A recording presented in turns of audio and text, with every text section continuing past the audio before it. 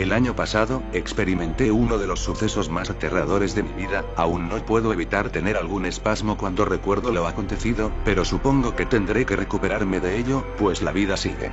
Era una cálida tarde de primavera, de esas donde se siente una suave brisa contra el rostro cuando se sale a la intemperie tras varias horas de estar encerrado en una oficina o, en mi caso, un laboratorio. Hace 2 años, me recibí de oficial profesional policial y trabajo desde entonces en el enorme edificio que alberga a la Escuela de Investigaciones, casi a las afueras de la ciudad. Al finalizar mi turno, a las 20 horas aquel día, ansioso, cogí mi maletín, mi chaqueta y caminé hasta la estación de metro, para sumergirme en la vorágine y en las entretenciones que me brindaba mi celular camino a casa. Aunque ya contaba con un vehículo nuevo, siempre prefiero ser ecológico y tomar el subterráneo tantas veces como sea posible. Tras unos 20 minutos de viaje, exhausto y con ganas de un buen trago, salí del metro y caminé hacia la torre de departamentos donde vivía en aquel entonces.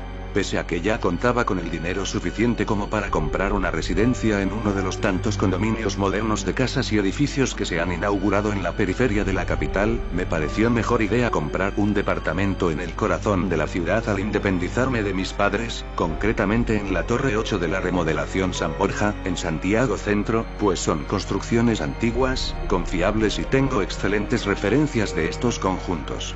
Luego de bajar del ascensor, rápidamente, fui a buscar una de las latas de cerveza que tengo en el refrigerador y, sin contratiempos, me dirigí al balcón a beberla, contemplando el ocaso y el manto de luces que cubría la ciudad de extremo a extremo. El apetito, sin embargo, pudo más y, tras botar la lata en el cubo de basura, fui a prepararme algo para comer. En ese momento, recordé de pronto que había olvidado por completo comprar previamente algo para echarme al estómago. Esto de vivir solo hace que me olvide de cosas esenciales. Estoy harto del sushi y las pizzas y quise de una vez por todas zafarme del santiaguino promedio y cocinar algo de verdad. Entonces, fui por mi chaqueta y bajé por la escalera del dúplex para tomar el ascensor. Pero algo no andaba bien, las luces parpadeaban insistentemente en el largo y solitario pasillo del piso 20, la antepenúltima planta. En los 2 meses que llevaba viviendo en esa torre, nunca pasó algo similar. Justo antes que el ascensor se detuviese, al entrar al habitáculo, pude escuchar a un hombre corriendo de un lado a otro en el final del pasillo. Fue ahí cuando sentí un escalofrío y una extraña sensación de mal presagio. Luego de acudir al supermercado que estaba en Avenida Portugal, regresé a mi torre cargado de paquetes, con lo cual me costó un tanto presionar el botón del ascensor para volver a mi piso. No contaba con lo que iba a ocurrir después. El ascensor se detuvo de golpe en el piso 14. En el instante en que esto pasaba, preferí pensar en que ello se debía a la antigüedad del edificio, pues las 22 torres circundantes datan de finales de los años 60, así que mantuve la calma y presioné el botón que tiene una campanita, para recurrir a la ayuda del personal técnico del edificio o del conserje, quien brillaba por su ausencia al salir y regresar del supermercado. Mientras esperaba, lo peor sucedió, me quedé a oscuras, solo y en un pequeño recinto. Mi profesión me indica que siempre es preferible mantener la calma ante circunstancias como estas, aunque ya el aire comenzaba a faltar y sentía un minúsculo cúmulo apoderándose de mi estómago, un cúmulo de pánico y desesperación. Afortunadamente, las puertas se abrieron y salí despavorido del ascensor, decidido a tomar la caja de escaleras para llegar al piso 20. Fueron varios minutos, el conserje casi nunca está en el mesón de la recepción. Es todo un caso, del tiempo que llevaba allí, tan solo lo he visto unas 4 veces. Sin embargo, al abrir la puerta de las escaleras, encontré algo que me puso los pelos de punta, pisadas ensangrentadas, a juzgar por el tamaño y la forma de estas, eran de un hombre. Con grandes deseos de aplicar mis conocimientos al diario vivir, subí rápidamente hasta el 20 y tras depositar los paquetes en el recibidor y coger mi arma de servicio y unos guantes de procedimiento, descendí hasta tan tenebroso cuadro. Me di cuenta que las pisadas continuaban hasta los pisos inferiores. Mientras más pisos bajaba, el escenario se tornaba cada vez peor, pues pude apreciar marcas de manos ensangrentadas en las murallas de la caja de escaleras y un rastro lineal de sangre que se dirigía hacia abajo.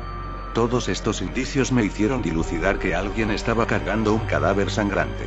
Ya cercano a los pisos subterráneos, los rastros de sangre pasaban a ser charcos. Sigilosamente, al llegar a la planta más baja del edificio, en el tercer subterráneo, abro la gran puerta de fierro del gran recinto que alberga a los viejos estanques de agua potable de la empresa Cosbo. Fue ahí cuando el ambiente se tornó completamente lúgubre, tétrico y denso. Verdaderamente, sentía que estaba rodeado por maldad pura. Las marcas de sangre seguían un rastro aleatorio por toda aquella planta e inclusive, los estanques de agua tenían las mismas marcas de manos que las paredes de los pisos superiores. Pese a que sabía que el peligro era inminente, decidí seguir adelante para ver quién era el que pululaba por estos recónditos parajes. Al llegar al fondo de ese enorme salón, vi un enorme umbral con una puerta de doble hoja de fierro oxidado, con antiguos picaportes. Con mi arma empuñada, tragué saliva y entré en aquel lugar. Era una habitación por lo menos 2 veces más grande que la anterior, que en otros tiempos presumiblemente se utilizaba como bodega. Estaba oscuro, pero mi formación me indicó que alguien había estado allí escasos segundos antes, como si recién hubiesen apagado la luz, pues había un dejo de perfume y los filamentos de tungsteno de las viejas ampolletas del cielo raso aún estaban en un tono anaranjado. A tientas en la oscuridad, encontré el interruptor y lo presioné. Con voz autoritaria, ordené que quien fuese que estuviera oculto, saliera inmediatamente, pero mis palabras resonaron en la soledad de aquel subterráneo y fueron absorbidas por los gruesos cimientos. Entonces, aun con mi arma en mano, me fijé en la gran cantidad de cosas que se encontraban en el lugar. Afirmados en los muros, habían improvisados estantes, con material médico, escalpelos, cuchillas, algunos reactivos químicos, pinzas de todos los tamaños y, para colmo de todo, un gran mesón metálico ocupaba casi todo el centro de la habitación, en cuya superficie, blanco-amarillenta y descascarada, había una gran mancha de sangre fresca. Bajo esta, se podían ver otros rastros de sangre antigua. Alguien había hecho un escabroso trabajo sobre esa mesa. Arriba de este aparataje, inclusive, pude ver una gran lámpara, apagada por cierto, redonda y apoyada sobre un pedestal, muy similares a las existentes sobre las estaciones de autopsias. Esto empezaba a tornarse color de hormiga. Con todo esto en mente, puedo ver una pequeña puerta de madera detrás de un perchero para delantales, en la esquina derecha de la habitación, la cual abrí lentamente y, haciendo un molesto chirrido, dio paso a un hedor espantoso, el hedor del formaldehído. El otro cuarto estaba oscuro, así que decidí sacar mi celular y utilizar su linterna. No había interruptor al parecer, o bien, estaba muy bien escondido. Lo que a continuación pude apreciar fue una escena verdaderamente chocante. Frascos de todos los tamaños, provistos de ese fétido líquido amarillento, guardaban en su interior los más diversos órganos humanos, entrañas de todos los sistemas e incluso corazones y cerebros. Esa pieza eran tan solo frascos, con ese desagradable olor, que tumba a cualquiera. Quise retornar ante lo mal que me estaba sintiendo, pues ese químico supone un gran peligro para la salud, pero ya había llegado demasiado lejos como para desistir de mi incursión. La mitad de uno de los estantes se apoyaba sobre un umbral sin puerta, que tan solo tenía unas tiras de viejo plástico colgando desde la parte superior del umbral, hasta el suelo. Con temor y fascinación al mismo tiempo, continué indagando en los confines más oscuros de Santiago. El umbral dio paso nuevamente a la oscuridad, un inquietante túnel, de baja altura y donde el desagradable olor a formalina daba paso a un nauseabundo olor a podrido. Unos pasos más allá había un gran arco que daba a otro recinto, levemente iluminado, como por cabos de vela o pequeñas ampolletas. El hedor se tornaba cada vez más penetrante, por lo que me cubrí mi nariz con mi antebrazo. Al llegar a esa habitación y con ayuda de mi celular, los cabos sueltos comenzaron a atarse. Una gran cantidad de cuerpos muertos, desmembrados y apilados en el fondo del cuarto, aguardaban para ser arrojados a un foso de incineración, correspondiente según mis cálculos al final del ducto de la basura. No alcancé a dar un paso, cuando un gran golpe con un objeto contundente me dio en la espalda, pero afortunadamente no en la cabeza, haciéndome caer de bruces frente a la gran montaña de cadáveres. De un salto y con la adrenalina en mis venas, me puse de pie y comencé a forcejear con un sujeto macizo, de mi estatura y de una fuerza descomunal. Tras unos minutos de intensa disputa, apliqué sin chistar las maniobras de defensa personal que aprendí hace unos años en la escuela de investigaciones. El sujeto precipitó de golpe sobre unos sacos de arena y lo contuve por los hombros. La escasa luz que había en el recinto fue suficiente para dejar entrever que llevaba su cabeza cubierta por un gorro verdoso con manchas marrones, igual al que utilizan los médicos cirujanos en intervenciones, y su nariz y boca con una gran mascarilla. Aún el hombre tenía fuerzas e intentó arrebatarme mi arma de servicio, pero no quise prolongar más la situación y rápidamente le propiné un balazo en su pierna izquierda, inmovilizándolo parcialmente. El susodicho yacía recostado en el suelo, quejándose de dolor y, para evitar sus movimientos, le puse un pie a la altura de su pecho, mientras cogía mi celular y llamaba a un amigo y colega de la escuela, para que viniese a colaborar conmigo. Le di las coordenadas y bastaron unos minutos para que llegase al lugar, pues vive en un loft de calle Marcoleta, a escasos metros de la Torre 8. Aquel hombre se retorcía de dolor mientras esperaba a mi colega, hasta que llegó y juntos lo trasladamos al hospital más cercano, para curar sus heridas y llevarlo posteriormente al control de detención de ese cuadrante.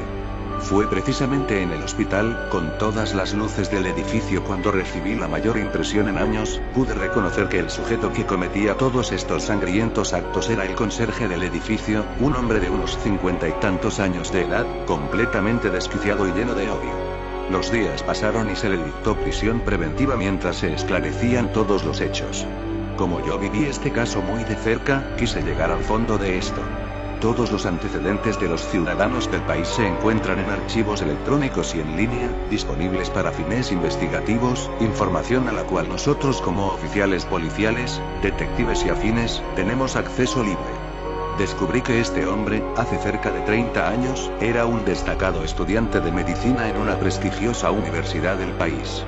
No obstante, ante su obsesión con la experimentación con los sucesos de la morgue, este fue descubierto por sus compañeros y posteriormente estos hechos fueron informados a las autoridades de la universidad. Inmediatamente, se tramitó su expulsión, la subsecuente cancelación de su matrícula y la prohibición de ejercer cualquier procedimiento relacionado.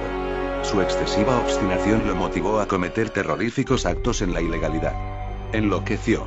Según pude indagar, el sujeto de iniciales D, F, W, G, comenzó a trabajar como conserje precisamente en la Torre 8 de la remodelación San Borja en marzo de 1986. Acostumbraba a hacer cenar a solitarios transeúntes que se movilizaban por los barrios del extrarradio de Santiago y también cercanos a las bocas del metro, para luego subirlos a una camioneta y trasladarlos a tal aterrador subterráneo.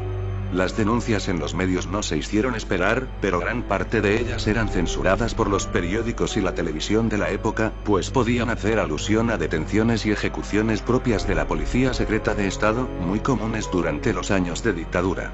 Nadie se daría cuenta, pues su carácter amable y condescendiente nunca lo delataron de sus tramas ocultas y además, estacionaba su camioneta en el tercer subterráneo de la torre con conexión casi directa al salón de estanques.